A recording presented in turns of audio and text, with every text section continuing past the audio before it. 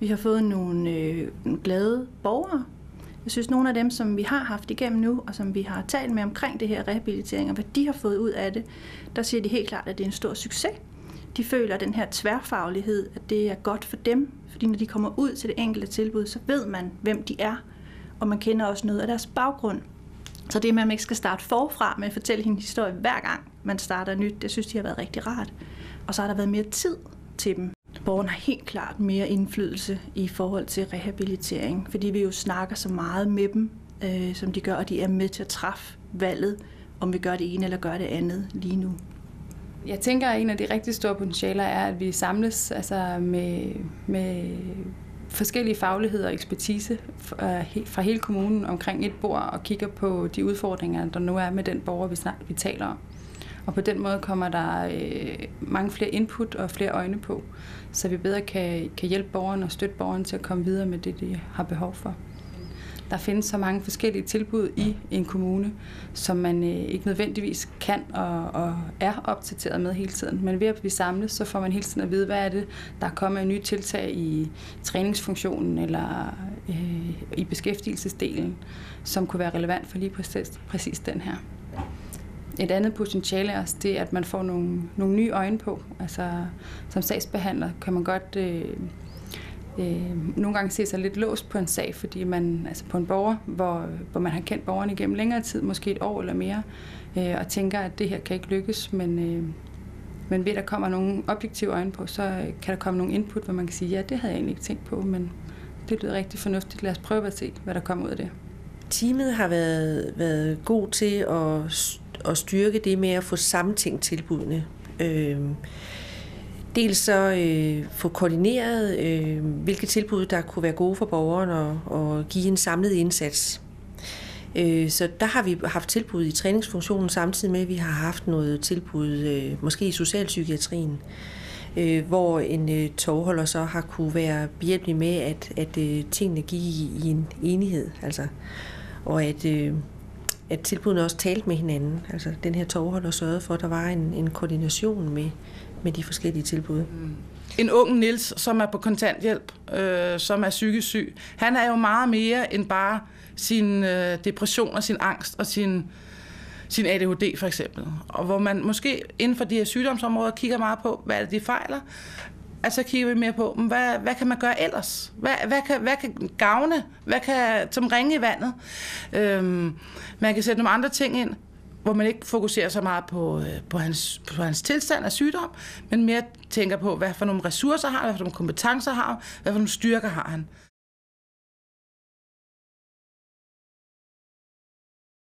Vi kan hjælpe med at lave jobfokus for den enkelte borger, blandt andet ved sådan noget som mødestabilitet.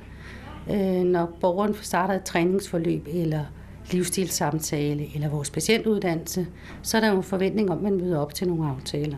Og vi kan godt se nogle gange, at borgerne i starten ikke har den samme stabile fremmøde, men hvis vi bliver ved, så lykkes det hen ad vejen. Og det vil sige, at der får borgerne nogle succeser, samtidig får de lov til at arbejde med den problemstilling, som er rigtig vigtig for dem, og det betyder, at de bliver anerkendt i, hvad deres grund til, måske de ikke kan komme i arbejde, er. Og ved at vi anerkender dem det og hjælper dem med at håndtere det, så bliver de også jobparate. De traditioner, vi er kommet fra beskæftigelsessiden, er, at vi har mulighed for at sanktionere borgeren. Altså, borgeren har en ret og en pligt til at skulle deltage i noget, når man for eksempel modtager kontanthjælp. Og det er jo en ret, som borgeren kan forholde sig, at der skal ske noget, men også en pligt, vi kan sige til dem, at du skal deltage i noget. Og det gør vi selvfølgelig også, fordi det er det, vi kan se, der virker. Hvor at traditionen nogle af de andre steder, altså samarbejdspartnere fra andre steder i forvaltningen, der er det mere baseret på frivillighed og egen motivation for borgeren. Og det har der selvfølgelig været en udfordring i, fordi at de, der er vant til at arbejde med borgere, der frivilligt siger ja tak til tingene, og kun den del af borgerne, der siger frivilligt ja tak, har ikke som udgangspunkt tænkt, at det var brugbart at arbejde med dem, der var lidt skeptiske eller ikke rigtig havde lyst til det. Og det vi så har gjort, det er, at vi har sagt, at det stadigvæk for eksempel i træningsfunktionen, hvor man kommer af lyst, at det man skal gøre, men at det så er også beskæftigelsessagsbehandler, der har sanktionsmuligheden.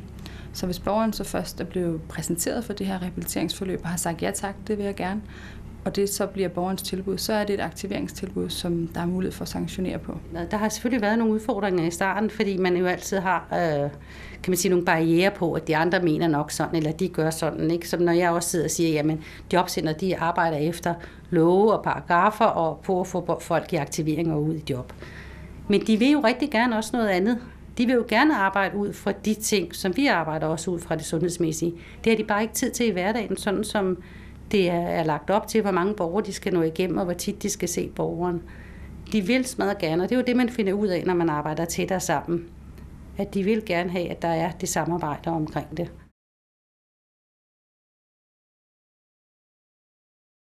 Det nye i forhold til vores rehabiliteringsindsats har været at lave en organisation i organisationen næsten, fordi vi har måttet få vores rehabiliteringsteam til at blive etableret og fungere.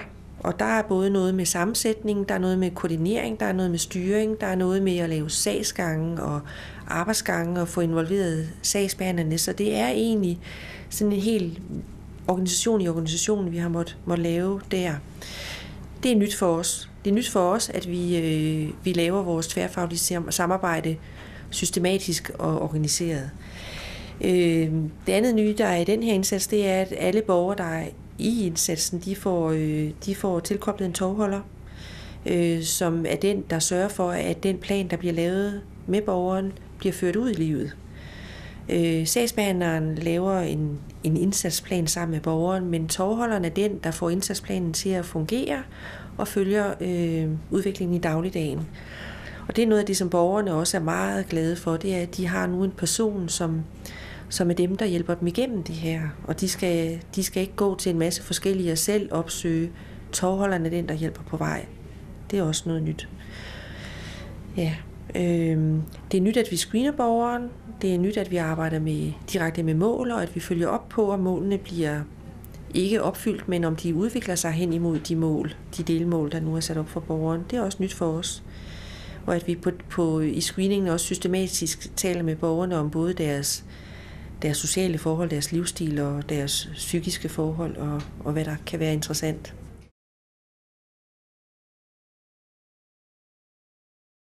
Det er meget vigtigt at have en ledelsesopbakning til at arbejde tværfagligt, fordi at det for det første er tidskrævende og er noget af et puslespil at få tid til i kalenderen. Så i og med, at ledelsen klart og tydeligt har sagt, at det her skal prioriteres, så er det lykkedes at samle alle de her meget kloge mennesker med meget forskellig ekspertise omkring et bord, og det er det, der er det brugbare i det her. De udfordringer, som kan være i at arbejde tæt sammen, det er, at vi har forskellige sprog. Den måde, som vi har udviklet mål på i fællesskab, den har haft stor betydning, fordi vi har kunnet se borgeren fra forskellige vinkler, hvor vi har forskellige udgangspunkt. Og ved at vi til sammen har fundet frem til et rimeligt fælles sprog, har gjort, at vi har kunnet finde den samme vej, vi går. Det kan godt være, at vi har taget nogle små stikveje ind imellem, men vi har i hvert fald fundet den samme vej. Men det har der også været en udfordring. Det har været rigtig, rigtig spændende at kunne se, hvordan vi kommer en fælles vej.